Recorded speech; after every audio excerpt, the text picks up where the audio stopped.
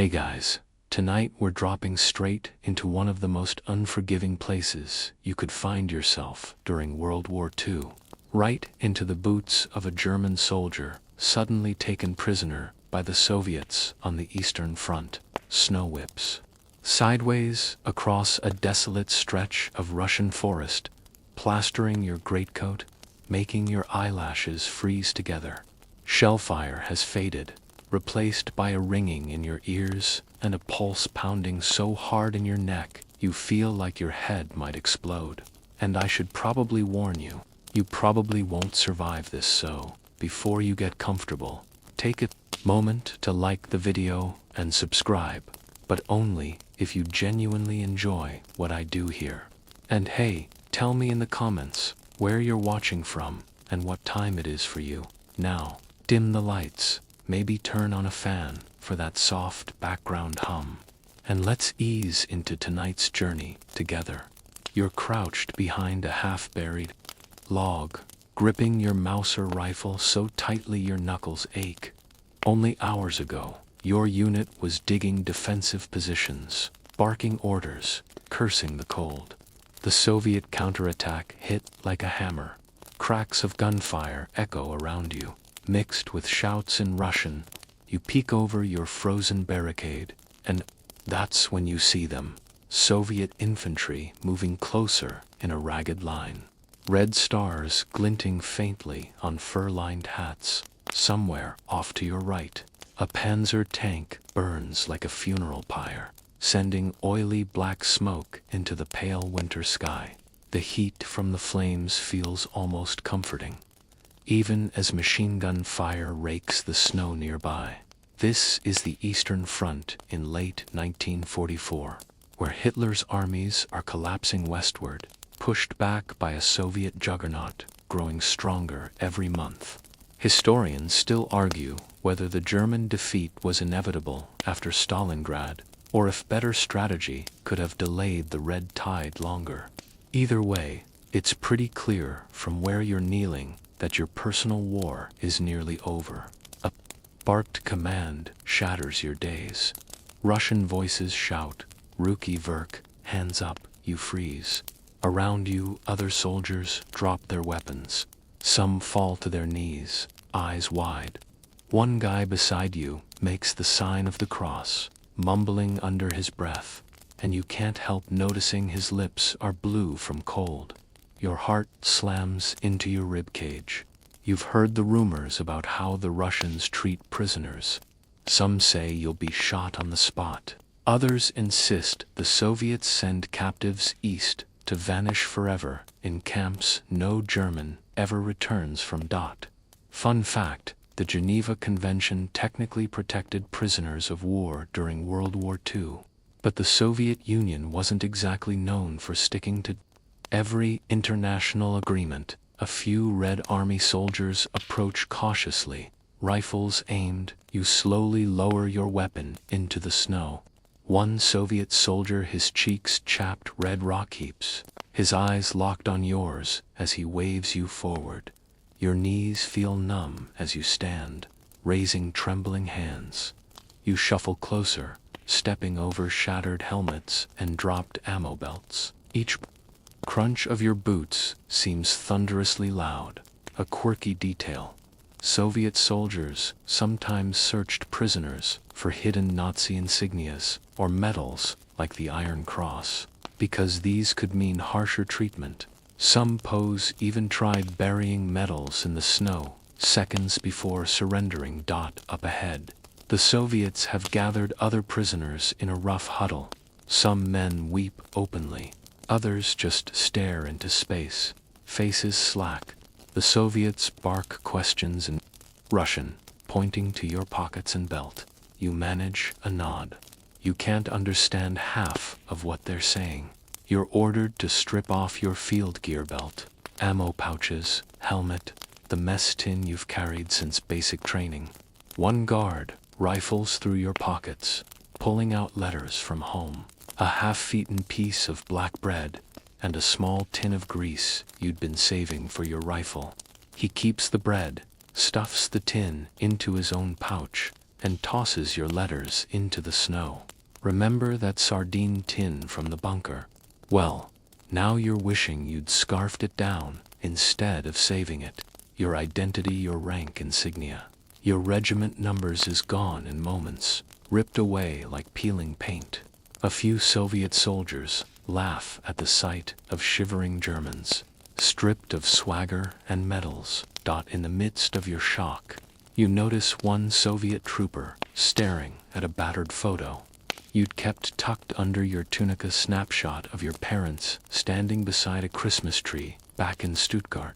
For an instant, you see something soften in his eyes. Then he crushes the photo in his glove and moves on.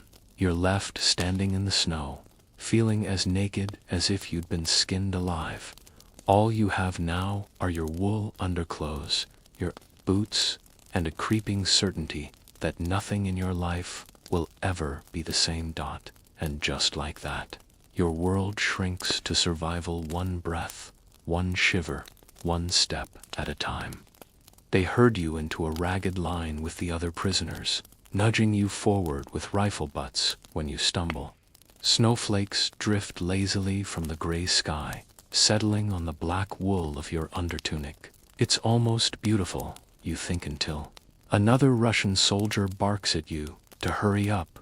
You've barely caught your breath when they stop the column and start pulling men aside.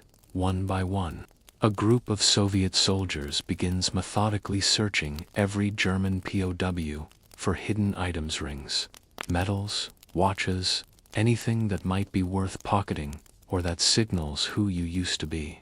Your turn comes fast. A Soviet sergeant with a walrus mustache grabs your collar and spins you around. His breath smells like onions and tobacco. He rifles through your shirt, pats down your legs, then yanks off your dog tags so hard the chain snaps. A sudden coldness crawls up your spine as your name, rank, and serial number vanish into the Soviet's coat pocket. Historians still argue whether Soviet policy intentionally tried to erase prisoners' identities to make them easier to control, or whether it was simple chaos in the frontline captures. Either way, you're now just a number they'll record on a battered clipboard. Fun fact: some posts tried swallowing small valuables before surrendering, hoping to retrieve them later. Of course, this sometimes led to awkward situations involving latrines and very impatient guards with sticks. Next, they go for your personal effects. One soldier pulls off your belt, examining the silver buckle embossed with the words "Got MIT unscarred with us." He flips it in his hand like he's checking a coin for authenticity. Then he tosses it onto a growing pile of German gear glinting in the snow. And there it goes, that piece of metal you'd once polished obsessively during inspection drills, gone nearby. Another prisoner pleads desperately, trying to explain something in bad Russian. The guards ignore him, dragging away a pair of black leather gloves he'd hidden under his shirt.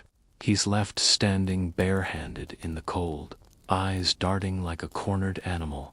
Your tunic pockets give up only crumbs of black bread and a small, battered compass. The Soviet soldier holds it up curiously before shoving it into his own pocket. "Name," the sergeant growls. You try to answer in German. Jeffreiter, Klaus Fischer, Zweit Company. A slap cracks across your face, sharp enough to make your ears ring. "Ruski," the sergeant bellows, glaring. You don't know any Russian except a few curse words, none of which feel particularly helpful right now. Another soldier steps closer, pressing a pencil stub and clipboard against your chest. He slowly enunciates each Russian word, stabbing his finger at the blank lines. You catch enough to realize they want your name, your birth year, your home city. You stammer out the answers as best you can. The Soviet writes down your information, though you suspect half of it is spelled wrong. He then assigns you a 4-digit prisoner number. just a random sequence. That's who you are now. Quirky detail. Soviet paperwork often listed German POWs under slightly mangled names, and places so Stuttgart might become Stuckert, and Klaus might appear as Claus. Imagine trying to prove your identity later with a Soviet file calling you Klaus Fischer. Once the roll call finishes, they push the entire group forward again. Snow seeps into your boots, chilling your feet until you can't tell where your toes end and the ice begins. No one speaks much. A few men sob quietly. One older sergeant keeps whispering prayers. Clutching the rosary, he somehow managed to hide from the search. In the distance, you hear faint artillery rumbling like distant thunder. You wonder if the war is moving away without you. You shuffle along, occasionally glancing back at the growing pile of German gear glittering behind you in the snow. Helmets, field caps, bread bags, letters from home scattered like confetti. It's as if your entire army has dissolved into scraps of cloth and metal. A guard marches beside you, occasionally poking prisoners to keep them in line. At one point, he slips on an icy patch, arms flailing, and nearly faceplants in the snow. For half a second, even in your terror, you can't help letting out a short, strangled laugh. He glares at you, and you quickly look away, trying to pretend. You've developed a sudden coughing fit somewhere along the line. You catch a glimpse of another group of prisoners being marched away. Their faces are gaunt, eyes sunken, and they're wrapped in thin blankets that flutter like rags. You wonder if that's your future too. Historians still argue about the pure Soviet intentions toward German POWs. Were they motivated purely by revenge for Nazi atrocities, or were they also practical, needing cheap labor for rebuilding a shattered USSR? Probably both, but none of that matters much to you right now. You're freezing, humiliated, and stripped of everything that once defined you. By the time darkness starts falling, your sense of who you were has already begun to blur. You're not Klaus Fischer anymore. You're a prisoner, 4172, just one more body trudging east into a future you can't even imagine. Night clamps down over the snow like a lid over a pot, and you and the other prisoners find yourselves stumbling onward, guided only by the glow of Soviet lanterns swinging in the wind. You're so exhausted that your legs keep folding beneath you, but the guards jab rifle barrels into your ribs. Whenever you slow, soon, a bitter wind begins to howl, driving snow sideways into your face. Ice crystals sting your cheeks like tiny shards of glass. You'd give anything for the heavy greatcoat you surrendered earlier, but now you're stuck in thin wool, already damp with sweat that chills into icy crusts. And here's the thing. The distances in Russia are monstrous.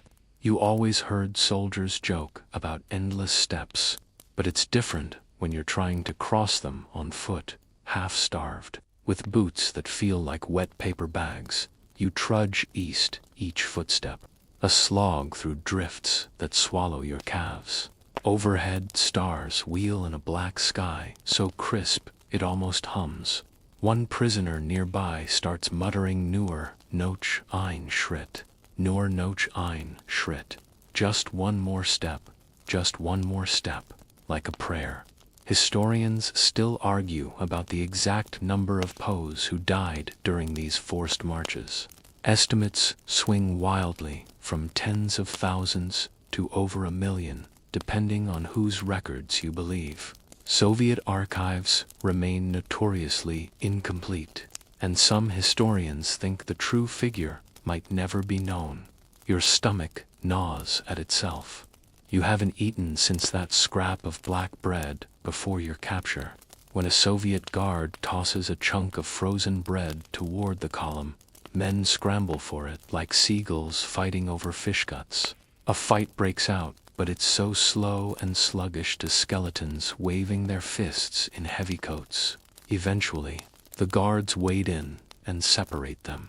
Fun fact, German posts in Soviet captivity sometimes nicknamed these forced marches the Ice Express, as dark humor for the idea that the only train was your blistered feet carrying you east. Snow keeps falling, swirling into every fold of your clothing, creeping into your boots. Blisters break open, leaking blood that freezes almost instantly. The man beside you collapses without a sound. The guards shout, but he doesn't move. 2 Russians drag him out of the line, his boots leaving parallel red streaks in the snow. You're not sure if he's dead. You don't ask. A few kilometers later, the guards finally call a halt near a dense stand of pine trees. The scent of sap and wood smoke drifts faintly on the air, though there's no visible fire for warmth. The prisoners huddle together, pressing close for body heat. Remember the sardine tin from the bunker? You'd sell your soul for it right now, or even the grease you use to keep your mouser shining. Anything with calories. Some men curl up and drift into uneasy sleep, but you stay awake, half hallucinating from fatigue. Shapes move in the trees. You keep imagining Soviet partisans creeping closer with knives, though you know it's just branches swaying. Quirky detail. Russian pine forests are so dense in places that soldiers describe them as walls of trees, able to block wind but also making you feel trapped, as though the forest itself was part of the enemy. At dawn, the guards rouse everyone by firing shots into the air. You stagger upright, every joint screaming. Men shuffle forward like ghosts, frost matting their hair and eyebrows white. The sun rises pale and feeble over an endless plain of snow. The landscape looks like the surface of the moonlight, cracked, lifeless, and you realize with a jolt of horror that you've lost all sense of where you are. Historians still argue whether the Soviets deliberately marched prisoners in zigzag routes to disorient them, or whether sheer chaos and poor logistics simply led to roundabout journeys. Either way, you have no clue which direction Germany lies anymore. One prisoner starts quietly sobbing that he wants his mother. Another, older man snaps at him to shut up and conserve strength. There's no room for sympathy out here. Everyone is rationing their breath, their heat, their hope. Every so often, a Soviet officer marches past, calling roll with a battered list of prisoner numbers. Yours comes up. 4-1-7-2. You croak. Da, though it tastes wrong in your mouth. And onward you go, across another endless horizon. You'd swear Russia was secretly growing longer every day, stretching itself just to swallow you whole. You're not Klaus anymore. You're not even a soldier, really. You're just another ragged figure drifting east under a sky that looks like steel. At the end of what feels like centuries, but might only be for days, you finally see the outlines of low wooden buildings rising out of the snowy plain. Smoke coils lazily from crude metal chimneys. Soviet guards start shouting, pushing the column forward, and you shuffle into what turns out to be your first Soviet transit camp. The place hits you like a slap. Barbed wire fences gleam with frost, catching the weak sunlight like knives. Rows of guard towers loom overhead, each manned by a soldier bundled up to the eyeballs, his rifle trained lazily but deliberately on the moving mass below. Inside the gates, you're driven into a muddy courtyard where the snow has turned into grayish slush. You stand there, shivering, while Soviet officers move among the prisoners, yelling orders, pointing to various groups, and scribbling notes on clipboards that look like they've been soaked and refrozen a dozen times. Historians still debate the extent to which Soviet transit camps were organized versus improvised chaos. Some records suggest they were crucial nodes in a system to sort prisoners by rank, skills, and health. Others claim they were simply open-air holding pens where guards barely knew who they were guarding. All you know is this: it smells like sweat, wood smoke, and human misery. You're finally allowed to drop your packs if you have anything left to drop and sink onto your haunches. Men slump down around you, clutching frostbitten fingers to their chests. Those men are hustled toward a smaller enclosure off to the side. You can't see where they go. Quirky detail: Soviet camps often used makeshift sorting sticks, like shepherds, crooks, to snag prisoners by collars or belts when choosing them for different labor detachments. Prisoners nicknamed these sticks the shepherd's staff of doom. Your own name, or rather, your number is finally called. A guard eyes you up and down, pokes your ribs with his stick, then waves you toward a large wooden barrack. Well, not warmth, exactly. But at least it's not howling wind. The interior is a single long room lined with triple-tiered wooden bunks. The wood is damp and dark with years of sweat. Steam hangs in the air from so many ragged men breathing heavily. Remember that sardine tin from the bunker? You're pretty sure its smell would be an improvement over the reek in hair, a mix of unwashed bodies, mildew, and something vaguely reminiscent of sour cabbage. A German POW near you, who apparently speaks some Russian, and they say, if anyone lies, you'll be shot. Oh well, super reassuring. You shuffle forward until you reach a wooden table where another Russian officer sits beneath a bare bulb. He stares at you over wire-rimmed glasses, then starts hammering away as you mumble your information: name, year of birth, hometown unit, anything they demand. Another fun fact: the Soviet transit camp system sometimes recorded entire groups of prisoners without checking individual identities, simply assigning numbers in blocks of hundreds or thousands. Decades later, researchers trying to trace POW fates often hit brick walls because the Soviets only knew entire groups. It's basically a bare wooden shelf. There's no straw mattress, just icy wood. You lower yourself onto it and feel splinters jabbing through your thin wool. Men crowd all around you, some coughing, some moaning softly. One man near your head keeps whispering for water. Another guy suddenly sits bolt upright, yells a woman's name, then slumps back down, snoring instantly. Historians still argue whether the Soviets ever intended these transit camps to provide humane conditions, or whether they were purely intended as short-term stops, sometimes lasting weeks, that just happened to kill off the weakest prisoners before they reached labor camps. A Soviet guard passes by the rows of bunks, swinging his shepherd's staff. Every so often, he jabs it toward someone, then points to the door. Those men vanish outside, never to be seen again. Someone in the darkness mutters, "If they call you out, pray it's just for a work detail." Through cracks in the wooden walls, you glimpse snow still falling outside, drifting down like the quiet ashes of a burned-out world, and you realize, with a sinking weight in your gut, that this transit camp isn't the end of your journey. It's some time before dawn when the guards barge into the barracks again, roaring commands in Russian that bounce off the wooden walls like rifle shots. You jolt awake from a shallow, dreamless doze, every bone aching from the hard plank beneath you. A sudden gust of wind knifes through the doorway as the guards yank it open, letting in a blizzard of snow. It's so cold, you gasp involuntarily, your breath fogging in the frigid air.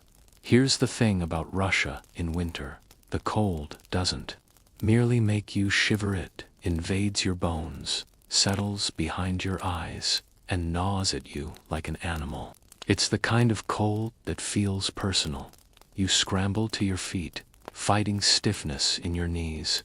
Around you, other prisoners groan as they try to stand, some holding their sides as if their ribs might snap in two. A few men remain curled on the bunks, refusing to move, and guards yank them upright with rough hands. The guards herd you outside into the darkness. The wind shrieks across the open yard, whipping snow into your eyes. You squint, barely able to see, and the cold slices through the cloth as though it's gauze. Historians still argue whether Soviet planners underestimated how many Poles would die purely from exposure. Either way, nobody's handing out extra coats tonight. Your boots crunch across a yard glazed in ice. A guard points toward a trough filled with freezing water, where you're expected to splash your face and hands. You shove your fingers into the water and jerk back instantly, sometimes losing fingers, toes or whole feet too. Gangrene. In Soviet camps, frostbite amputations were often performed without anesthesia, using little more than saws heated over open flames to cauterize the wounds. After the icy wash, you're shoved into a line for a thin bowl of watery soup. It's mostly hot water with floating cabbage leaves and a few specks that might be barley or possibly just dirt. You cup your hands around the bowl, cherishing the rising steam more than the taste. You spot a prisoner beside you who's trying to dip a chunk of black bread into his soup. When the bread crumbles and sinks, he looks as though he might burst into tears. Remember the sardine tin from the bunker, with your soup sloshing half of it down your front. The smell of warm liquid instantly draws men closer, some trying to barter scraps of cloth or half-smoked cigarette stubs for a sip. Quirky detail. Some prisoners developed elaborate soup rituals, using carefully measured sips so each swallow felt like a small meal. Others whispered secret prayers before eating, convinced it helped stretch the meager calories further. Later that day, the guards drive everyone outside again. They force you into formation, making you stand motionless as the icy wind howls. Your legs quake. Snot freezes on your upper lip. At one point, a Soviet officer strides past, barking numbers and glancing critically at each prisoner's face, as though deciding who looks strong enough to work and who might die soon anyway. Historians still argue whether the Soviets genuinely tried to select the fittest prisoners for labor, or if the sorting was arbitrary, depending on the mood of whichever officer happened to be in charge that day. Suddenly, a prisoner in the line collapses, his eyes rolling back. A guard prods him with the barrel of his rifle, then yells for help. Two Russians drag the man away like a sack of potatoes. You never see him again. The day crawls on in a gray, frozen haze.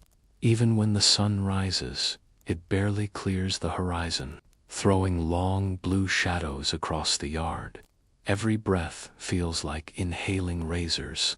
That night, huddled back inside the barracks, you wrap your arms around yourself, trying to preserve a thin bubble of heat. Men lie stacked in the bunks like cordwood, shaking under threadbare blankets.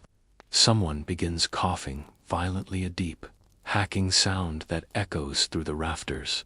And even though you try to squeeze your eyes shut, trying to pretend you're somewhere else, the cold seems to follow you into your dreams.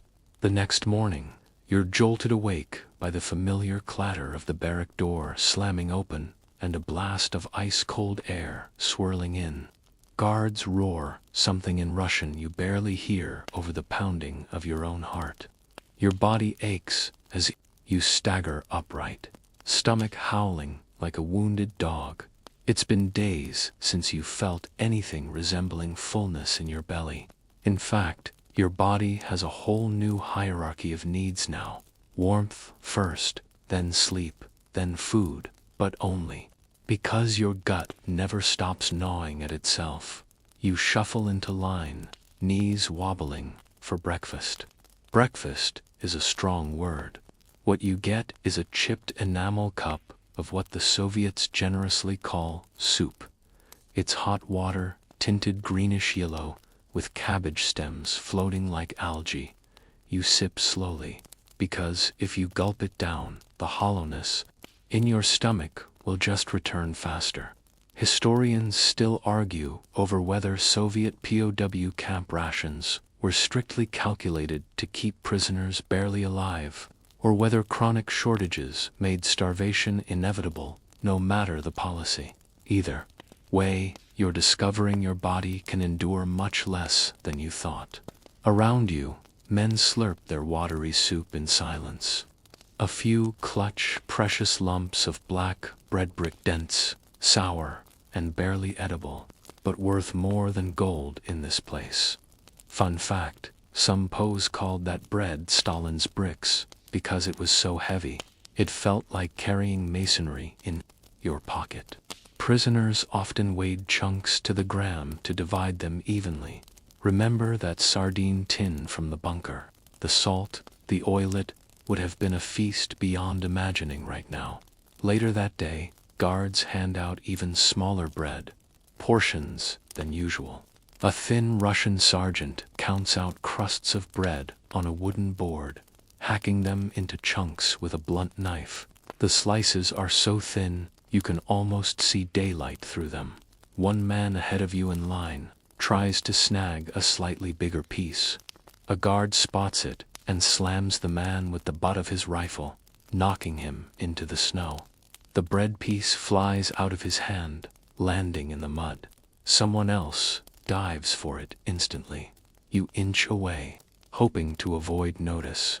Quirky detail, some prisoners devised bread tattoos, tiny knife scratches, on the crust to identify their personal ration in case it fell into the wrong hands.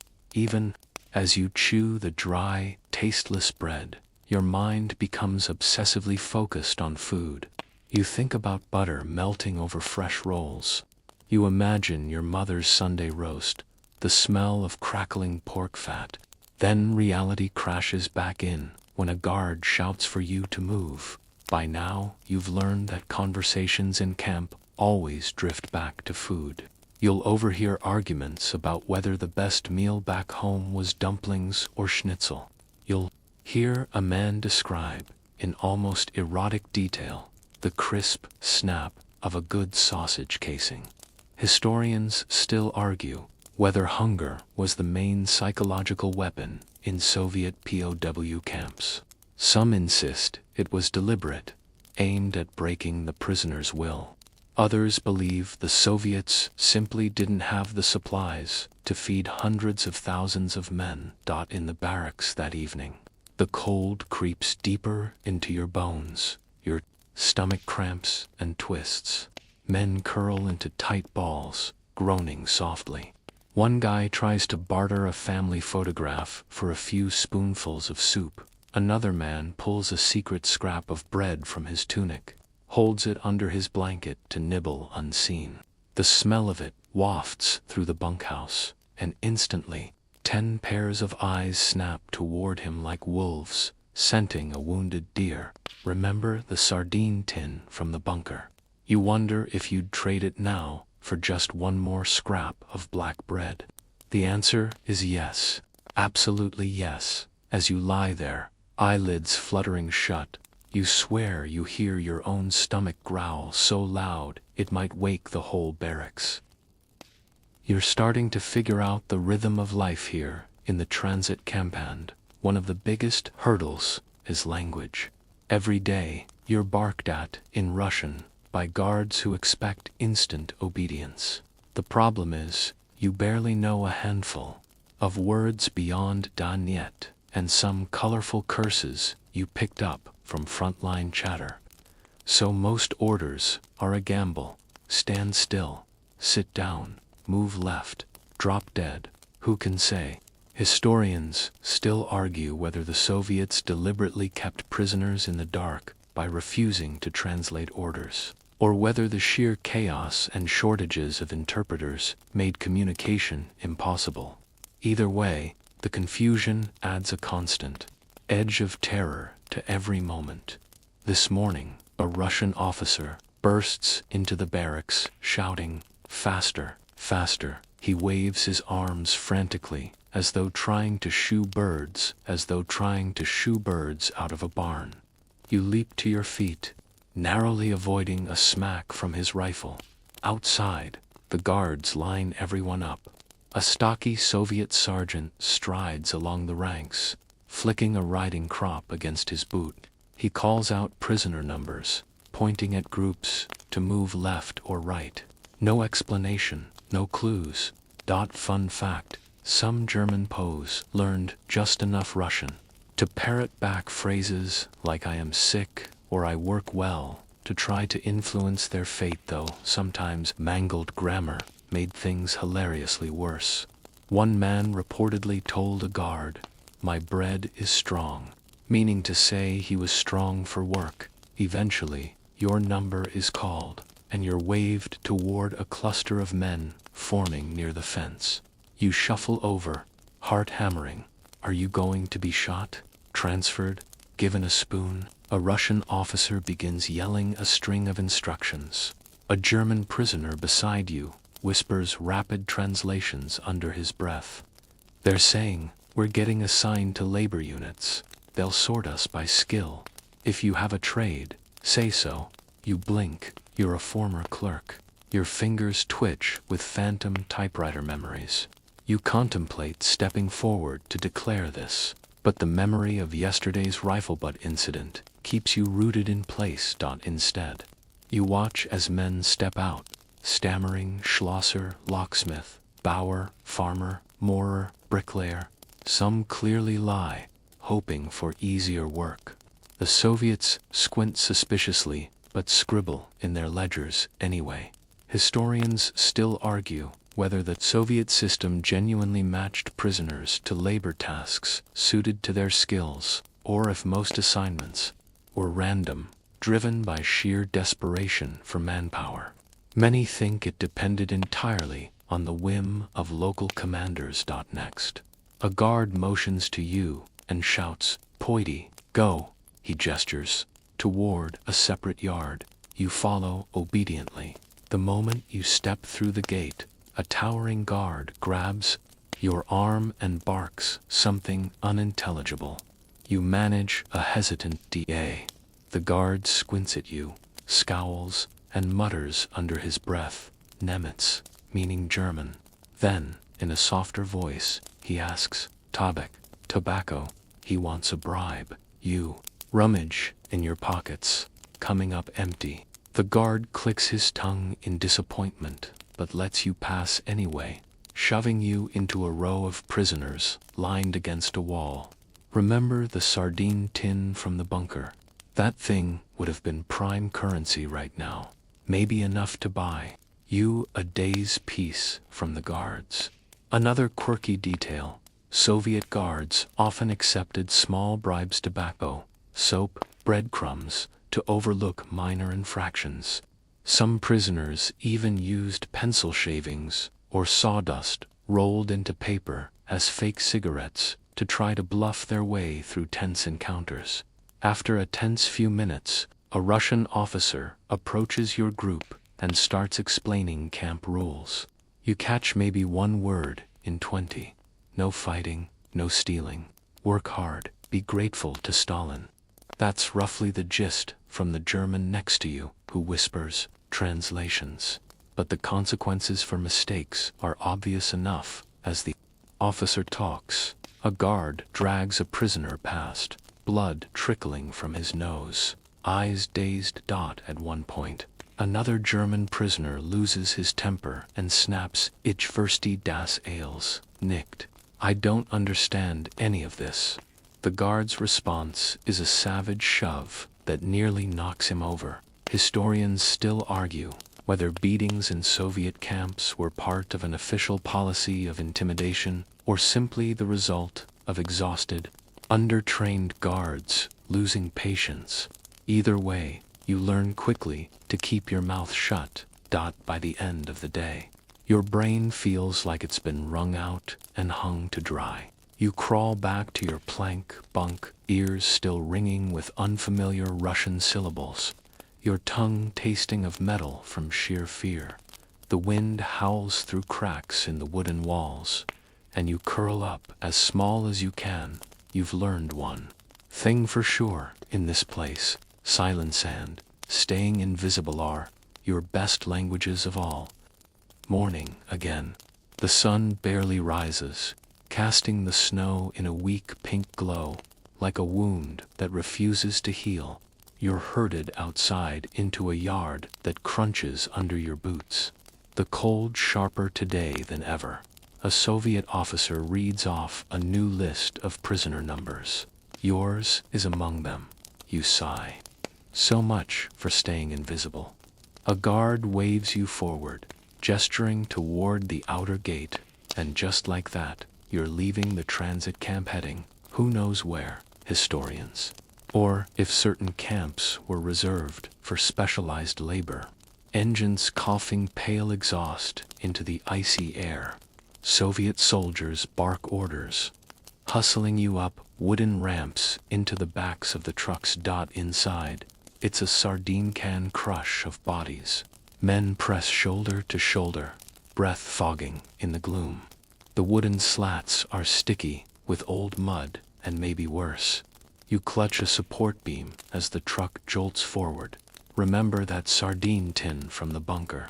You'd gladly swap places with it right now. At least it had room to breathe. The convoy rattles through a landscape that seems endless. Snowfields stretching away in every direction, broken occasionally by dark clumps of pine forest or ragged wooden villages, making the inside smell like scorched metal and wet socks. You spot one glowing faintly near the driver's cabin, but the heat never reaches you. Hours crawl by. Some prisoners try to sleep, heads lolling against the truck's wooden walls. Others just stare blankly at the slats, eyes glassy, as though they're watching their old lives fade further away with every mile. Historians still argue how far German POUs were transported from the front lines. Some ended up only a few dozen kilometers behind Soviet lines. Others were hauled thousands of kilometers deep into the Urals or Siberia. No one knew which fate awaited them during the journey. By late afternoon, the trucks grind to a halt. Guards shout for everyone to jump down. Unused to standing after so many hours wedged in place, ahead rises a camp enclosed by barbed wire fences, guard towers, and sagging wooden walls. You catch a glimpse of Russian letters painted across the gate, but you're too tired to read them. Inside, a Soviet major with a face like chipped granite begins bellowing orders. The German beside you translates in a low voice. He says, "We are in a work camp. We'll get jobs tomorrow. Anyone who refuses to work will be punished." Oh, fabulous. Nothing like a warm Soviet welcome. They herd you into a barracks that smells even worse than the last one. The bunks are stacked higher here, for tiers up the walls like bookshelves. You're assigned the top bunk, which sways alarmingly when you climb into it. Remember the sardine tin from the bunker. You'd kill for its solid sides and stable floor instead of this wobbly wooden perch. A guard paces the aisle below, swinging a lantern that throws monstrous shadows across the beams. You hear distant sounds of someone retching, and the sharp, some Soviet camps painted propaganda slogans on the inside walls of barracks, with phrases like "German soldiers, learn the truth about your fascist leaders," written in crude, often hilariously misspelled German. Sometime deep in the night, you're jolted awake by a scream. A prisoner below has fallen from the upper bunks, landing in a heap on the frozen floor. Guards rush in, dragging him away. Number 1 says a word afterward, or whether they were uniformly brutal. Some ex-prisoners later testified that life in certain Siberian camps was marginally better than others due to less overcrowding, but better was a very relative term. As dawn glimmers weakly through frost-laced windows, you stare at the rafters above your bunk, muscles trembling with fatigue. You're miles deeper into Russia now than you ever imagined going, and there's no telling how much farther you'll have to go. One thought repeats in your head, over and over: this is far from over. At first light, the guards crash into the barracks, shouting, "Vistivai, get up!" Your eyes snap open. The bunk is swaying under you as the man below scrambles to his feet. You crawl out, joints stiff, and nearly pitch headfirst onto the floor. 4-tier bunks might save space, but they're a death trap for anyone half asleep. You shuffle outside into a courtyard of snow packed as hard as concrete. Men hunch their shoulders against the icy wind, breath ghosting in the dawn. A Soviet officer begins barking orders, and one of the German prisoners whispers a translation over his shoulder. They say, "Today we're going to work. We're building things or digging things. They're not clear. Just keep moving or they'll beat you." Super. That's very comforting. Historians still argue whether the Soviets primarily viewed POW labor as punishment or as an economic necessity. Soviet industry and infrastructure had been devastated by the German invasion, and Stalin demanded the camps produce usable labor for rebuilding railways, mines, and factories. You're assigned to a work gang of about 30 men. A Russian guard herds your group toward a set of gates leading out of camp.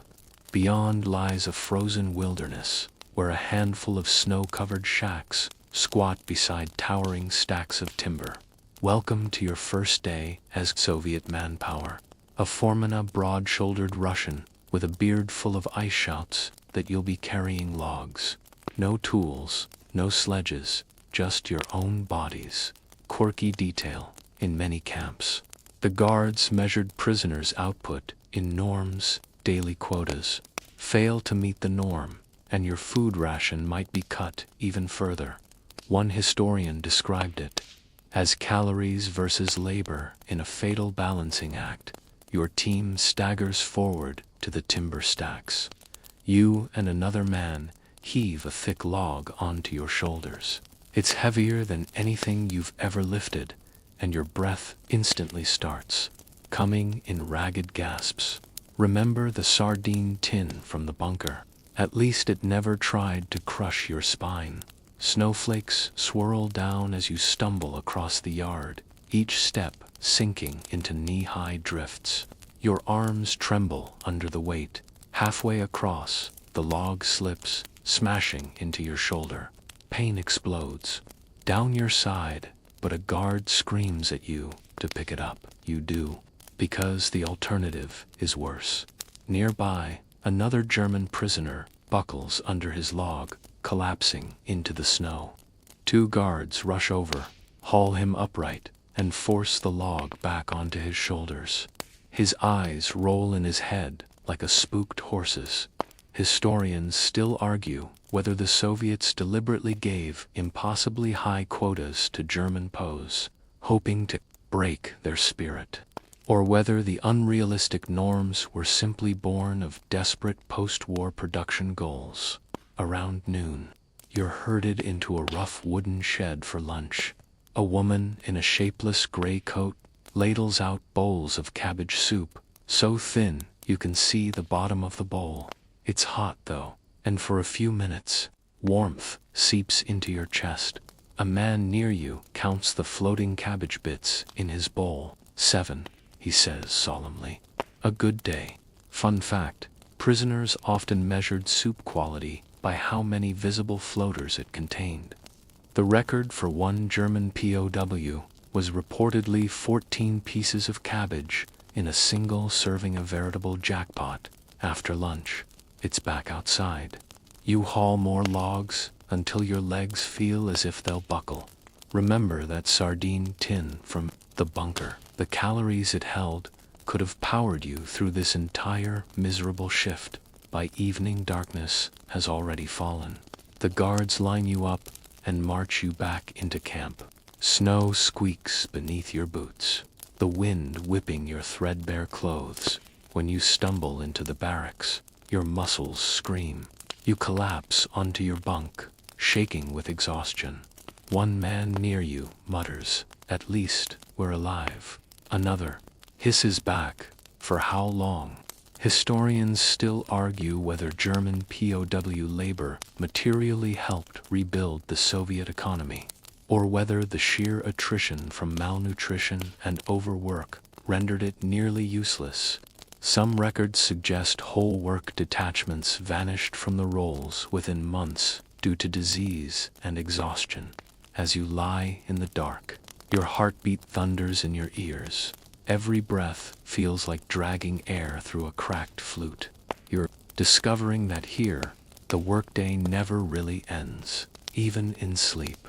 Your dreams are filled with the weight of timber pressing down on your spine.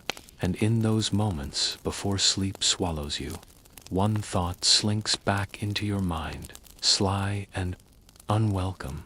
Tomorrow, they'll expect even more. You don't remember what day it is anymore, not in any meaningful way. The dates have stopped mattering. What you do remember is the rhythm. Wake, cold, work, soup, cold, work again, cold, cold, cold. Your body's beginning to show the signs of the new reality. Your cheeks are sunken. Your skin is papery. Your fingernails are turning a shade of blue that can't possibly be healthy. But worse than that, your thoughts are getting slow, like your brain is wrapped in damp wool. Malnutrition, they say, does strange things to a mind. And in this camp, there's no shortage of first-hand proof. Today, you're assigned to dig. That's it, just dig. The guards don't say why, or where, or how deep. They hand you a crude shovel and wave you toward a patch of snow-hardened dirt. That feels like concrete. You lean into it. The shovel barely makes a scratch. Historians still debate the point of many forced labor assignments in Soviet POW camps.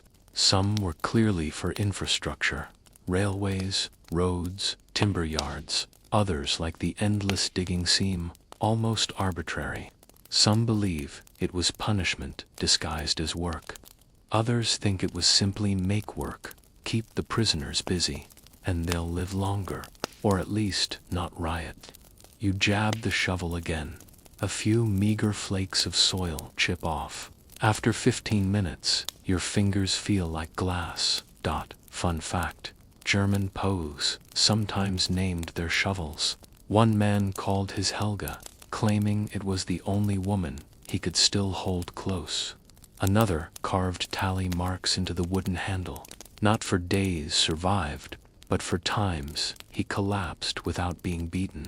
You dig all morning. The wind carves long ribbons across the snow. Your ears burn, then go numb.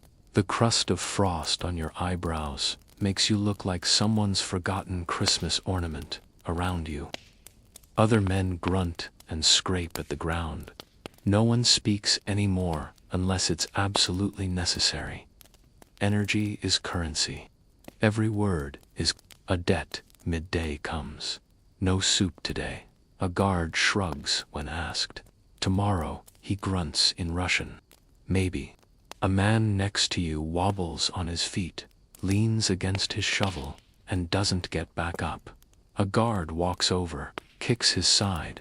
No response. He motions to two others, who drag the body away, like hauling a sack of flour. No one asks where he's going. Historians still argue whether the Soviets kept accurate death records in the labor camps. Some claim meticulous ledgers were kept and later lost. Others insist the guards simply stopped writing names once the page ran out by late afternoon. The cold has wormed its way inside you again.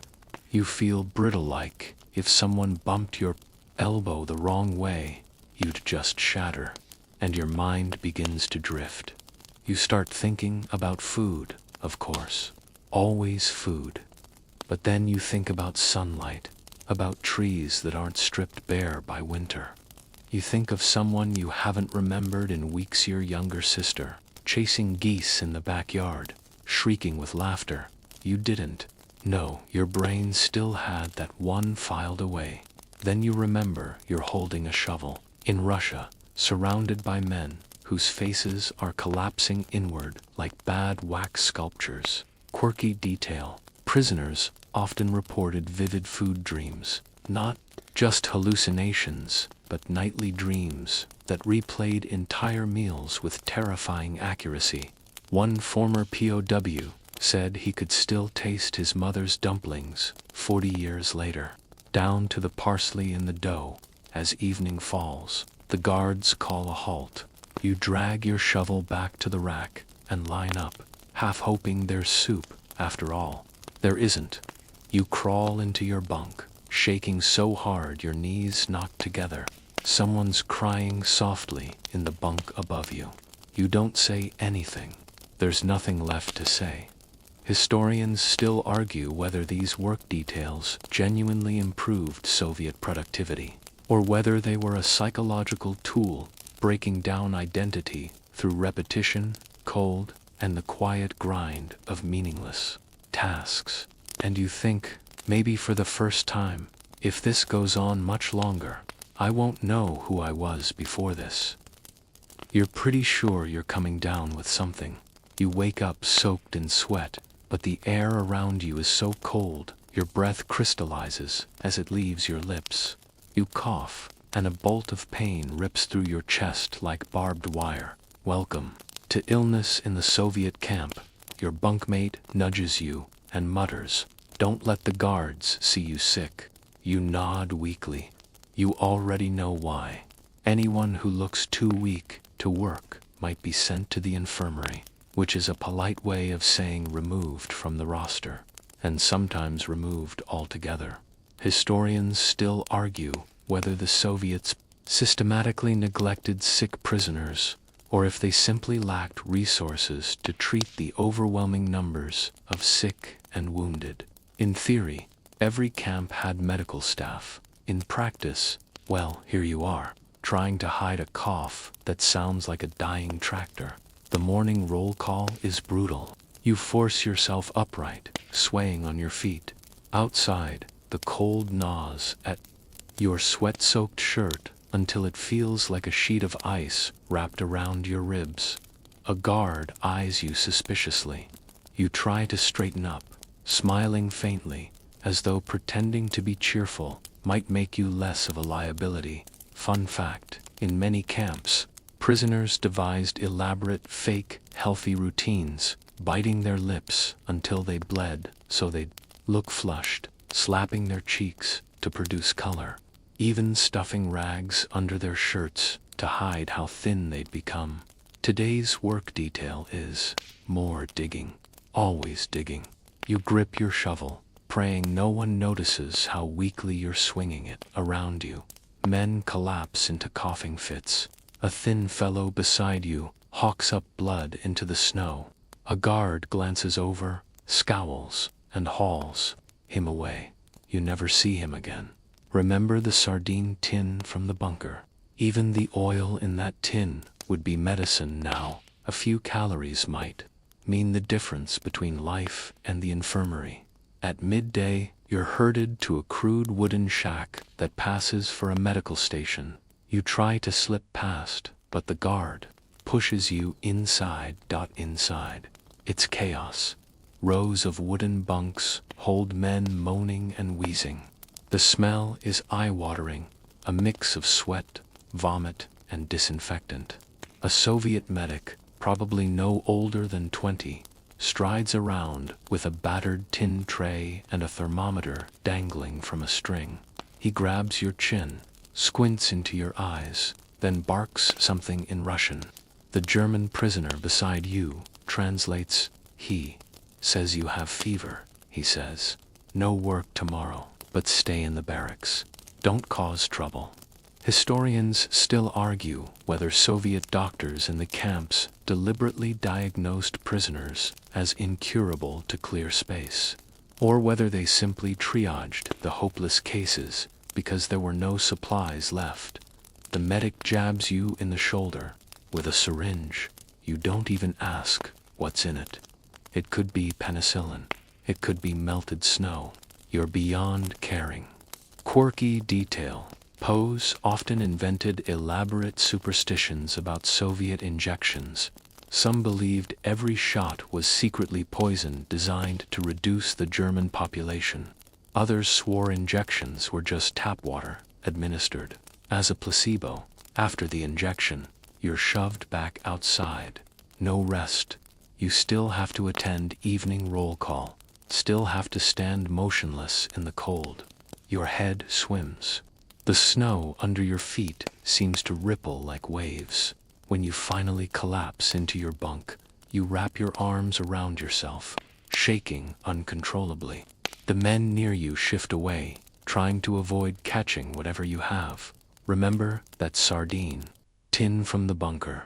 Right now you'd trade it for one clean handkerchief for a single aspirin. Historians still argue whether more POS died of overwork, exposure, or untreated disease. Records suggest illness was often the silent killer, slipping through the barracks like a ghost, claiming men in the night without a sound. You drift in and out of fever dreams. One minute you're back home in Germany, sitting at your mother's kitchen table while the sun slants through the curtains. The next, you're trudging through snow endlessly, your shovel slung over your shoulder, the horizon always receding. And through it all, the cough rattles in your chest, reminding you that tomorrow might be the day your name vanishes from the roll. By some miracle, you're still alive a few days later, though your cough echoes off the barrack walls like gunshots. Today, they pull you for another new task, moving rocks, lots of rocks. Apparently, the Soviets want a new road built through the forest, and guess who's the road crew? Your arms still ache from hauling timber and digging frozen earth, but now they expect you to lift stones the size of your head. It's almost comically, except there's nothing funny about it. The guard hands you a battered wheelbarrow. You try to push it through the snow, but the wheel jams instantly. The guard growls, kicks the wheel free, and gestures impatiently. Historians still argue whether Soviet POW labor was genuinely effective for infrastructure projects, or whether the constant malnutrition and illness made most efforts staggeringly inefficient. Some records show roads built so poorly that spring rains washed them away before a single truck could drive over them. You bend to pick up a rock. It's so heavy you grunt out loud. Your knees nearly buckle. Remember that sardine tin from the bunker? You'd trade it for a pair of gloves, or a single piece of bread, or someone to tell you this nightmare is going to end. A man beside you collapses under his load. His rocks tumble everywhere. A guard runs over and whips him across the back with a leather strap. The man gasps, but somehow staggers to his feet, gathering rocks back into the barrow. Quirky detail. Prisoners sometimes nicknamed each stone they hauled Adolf Himmler, the Führer's mustache, just to feel like they were getting tiny revenge on the people who'd led them here. Midday comes with no meal again. Your lips are cracked so badly they bleed when you try to talk. You lick at the blood absent-mindedly because it's the only moisture you're getting. Historians still argue whether Soviet camp commandants withheld food as punishment or simply because supply lines collapsed in winter. Some survivors insisted guards took rations for themselves, selling the rest on black markets outside camp fences.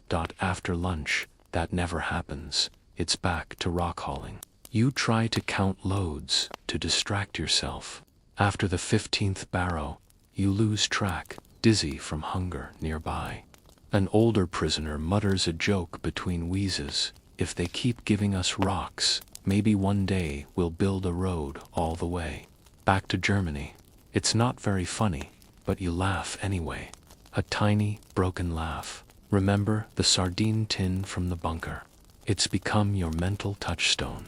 You wonder if you'll ever see a tin of food again, or whether your memories, just inventing the taste by now. By dusk, the work crew lines up, swaying on their feet. A guard walks down the row, smacking boots with a stick. If you're not standing straight, you get another whack. Finally, they march you back into camp. You stagger inside the barracks, collapsing onto the bunk. Quirky detail: some prisoners kept secret rock journals, scratching tally marks into bunk boards for every load they carried. It was a silent protest, proof that someone was counting, even if nobody else cared. Historians still argue whether prisoners like you were ever supposed to survive these tasks, or if the camps were designed to grind Germany's captured soldiers into the earth as revenge for the horrors inflicted on Soviet soil that night. As you lie there with every muscle screaming, you realize your body is no longer yours. It belongs to the camp now, to the Soviets, to the rocks, and that might be the most frightening realization yet. Your body has become a map of aches and bruises. You no longer even check your arms or legs for fresh bruises. They're simply part of the uniform now. This morning, the guards storm in again, roaring, "Podium, get up." You half wish you'd stayed sick enough to remain in the barracks. But here you are, on your feet, shivering as the dawn light slices through the cracks in the wooden walls. Today's assignment: cutting ice blocks from the river. Historians still argue whether the Soviets considered ice cutting a practical use of POW labor for food storage and refrigeration, or whether it was simply another grueling task to keep prisoners from thinking too much outside. The guards march you through knee-deep drifts toward a frozen river. The surface gleams under the pale sun like frosted glass. A foreman shouts orders as men hack at the ice with axes and rusty saws. Your job is to lift the ice blocks onto sleds. Each block weighs as much as a small boulder. Your hands go numb the instant you touch them. The ice sears your skin, leaving angry red welts that soon fade into waxy white patches. Remember the sardine tin from the bunker? You'd trade it for a pair of mittens or even just a rag to wrap around your raw palms. Quirky detail: some prisoners began to identify different flavors of ice depending on where it was. Cut river ice, pond ice, marsh ice, all of which apparently tasted subtly different when melted for drinking water. One man claimed river ice tasted like fish and sadness. The guards grow restless, pacing behind you with rifles slung casually. A fellow prisoner drops an ice block, which shatters into jagged shards, or spontaneous eruptions of stress and hatred. Either way, you know better than to speak up. Your breath comes in ragged clouds. Your scarf is stiff with frost. Your fingers barely obey you as you heave another slab of ice onto the sled. At midday, there's a quick break. A guard hands around a battered kettle. You get a small tin cup of steaming water. No soup today, just hot water. It tastes magnificent. You sip it as slowly as possible, feeling heat seep into your frozen throat. Fun fact: some prisoners believed even hot water had calories simply because it felt so nourishing. One former POW swore he gained strength from drinking steam. The wind picks up, and ice dust whirls around you in glittering spirals. Remember that sardine tin from the bunker? You'd trade it for a single extra layer of clothing right now. As dusk falls, the guards finally call it quits. You stagger back toward camp, your clothes stiff with frozen sweat. Each step feels like your knees might explode. Back inside the barracks, you peel off your outer shirt. A prisoner beside you mutters, "Don't rub it, makes it worse." You wrap yourself in your blanket and lie shivering, still feeling the weight of the ice blocks pressing into your shoulders, even though they're long gone. Historians still argue whether ice cutting ever truly helped Soviet logistics during the war's aftermath, or whether it was mostly symbolic labor for prisoners whose existence was considered expendable. As you drift off, your mind wanders back to a single, ridiculous wish. One night, just one, without being cold. You're beginning to notice something strange among the men. Conversations are changing.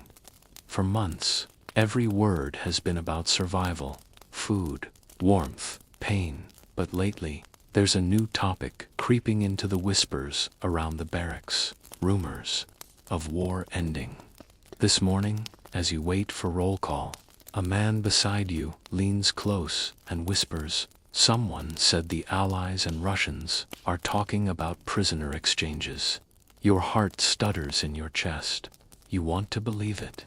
But you've learned not to trust hope too easily in this place. Historians still argue how quickly news of Germany's imminent defeat trickled into Soviet POW camps. Some prisoners heard vague hints from guards. Others picked up scraps of newspapers, used as insulation or toilet paper. Sometimes, guards dropped hints deliberately to toy with morale. After roll call, the guards assign you to hauling coal. Black dust swirls around you as you shovel lumps into wooden carts. The coal is sharp, cutting tiny nicks into your hands. The dust sticks to the sweat on your face, making you look like a ghostly chimney sweep. Remember the sardine tin from the bunker? You'd give it away now for one news article, anything to know what's happening outside the barbed wire. Nearby, to prisoners whisper frantically. One says he heard Stalin himself might let the prisoners go soon. Another claims the Americans will come rescue everyone any day now. Quirky detail: prisoners sometimes invented entire imaginary newspapers, each man contributing articles about imaginary political developments, delicious restaurant reviews, or sports results, anything to keep spirits alive. One camp even held fake editorial meetings each night during lunch, which is nothing but a single scoop of watery barley gruel. The talk grows louder.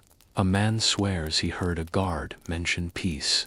Another insists he saw trucks being readied for prisoner transports. Historians still argue whether Soviet authorities intentionally spread false rumors to control prisoner behavior. Some historians believe it was calculated psychological warfare.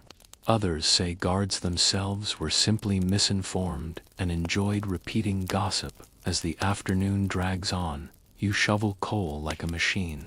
Your mind is elsewhere, spinning with images of home, your father's voice, your sister's laughter, the sun shining on a field that isn't buried under snow.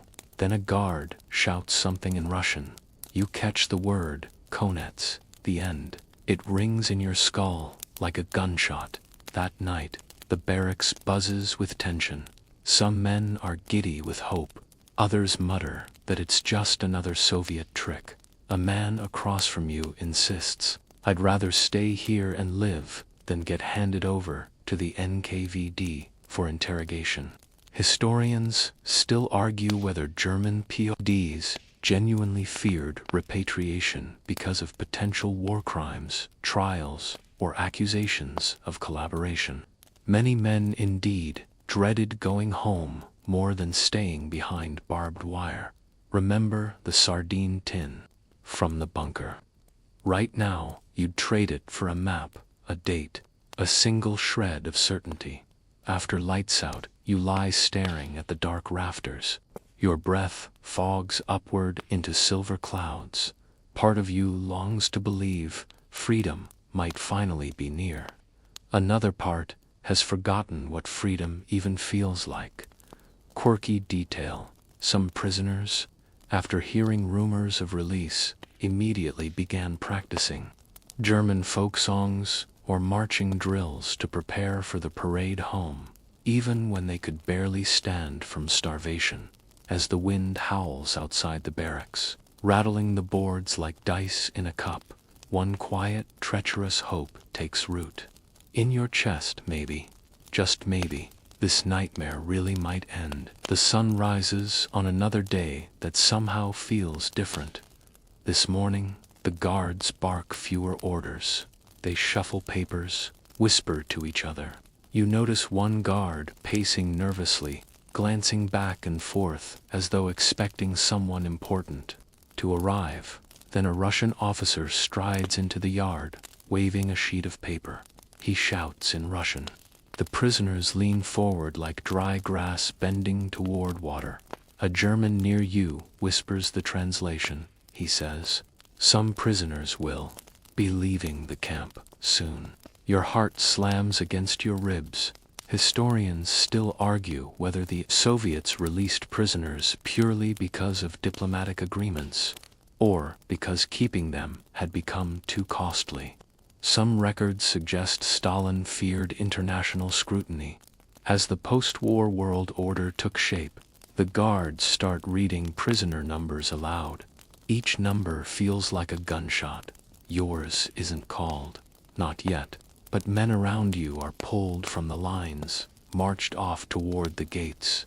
The departing prisoners look stunned. One man turns back and yells, "We're going home." His voice breaks halfway through the sentence. Remember the sardine tin from the bunker? You'd swap it for a single piece of paper with your name on that list.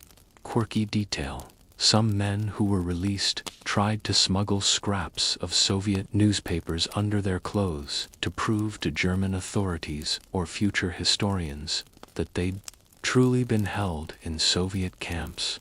After the roll call, you're sent back to work. The guards seem distracted, arguing quietly. Your overseer barely watches as you haul loads of coal. Midday, you spot a Soviet officer and a man in civilian clothes inspecting the camp. They wear thick coats and fur hats. The civilian carries a notebook, scribbling furiously. Historians still argue how many international delegations visited Soviet POW camps. Some reports suggest Soviet authorities staged model camps to impress Red Cross visitors, complete with painted barracks and suddenly improved food rations by evening. The guards call another assembly. You stand in line, trembling. The officer reads out another list. Your number. Your knees nearly buckle. To guards motion you forward. They mark a chalk X on your coat. You're herded into a group near the fence, joining other wide-eyed prisoners. Someone whispers, "We're going to the trains, westbound." Remember that sardine tin from the bunker. You think of it now like a relic from another lifetimer, symbol of craving, of loss, of tiny comforts you've learned to survive without. The gates open. You're marched outside, toward waiting trucks. The wind bites at your face, but for the first time in months, you barely feel it. Historians still argue how quickly repatriation actually happened. Some prisoners left swiftly, others lingered. For months, in transfer camps, bureaucracy moved glacially, even in peace. A guard climbs into the truck bed beside you. He doesn't look angry, just exhausted. As the engine rumbles to life, you look back at the camp, the towers, the barbed wire, the smokestacks puffing gray steam. You wonder if this is truly the end or just another chapter. Then the truck lurches forward, carrying you into the dark Russian night, and for the first time in forever, you dare to whisper one word: home. Your story eases now, slowing like a train gliding into a silent station. The night around you softens, the wind losing its icy edge. The rumble of truck tires fades into a gentle hush, as though the world has finally exhaled after holding its breath for too many years. You lean your head against the wooden slats of the truck, feeling every vibration beneath your cheek. Stars glimmer overhead, sharp as diamonds in the crisp black sky. The men beside you sit quietly, eyes wide and shining. Some murmur prayers, others simply stare into the darkness, as though trying to see Germany waiting beyond the horizon. Your body still aches. Your fingers are raw, your ribs sharp beneath your thin coat. But inside, something has shifted, a fragile, flickering hope you hardly dare name. No more counting sardine tins. No more digging endless trenches into frozen earth. No more guessing whether each day might be your last. Even if the journey home takes weeks or months, the idea of home has become a small fire burning in your chest. It lights up corners of your memory, long frozen by fear, faces, voices, the scent of warm bread. Historians may still argue over the exact fates of men like Youth numbers, the documents, the policies, but in this moment, none of that matters, because you've survived. And as long as you're breathing, the story isn't finished, so drift gently now. Let the road carry you west, toward a dawn that promises new beginnings. And remember, even in the deepest cold, even behind barbed wire, there's always a spark of light waiting to guide you home. Sleep well, you've earned it.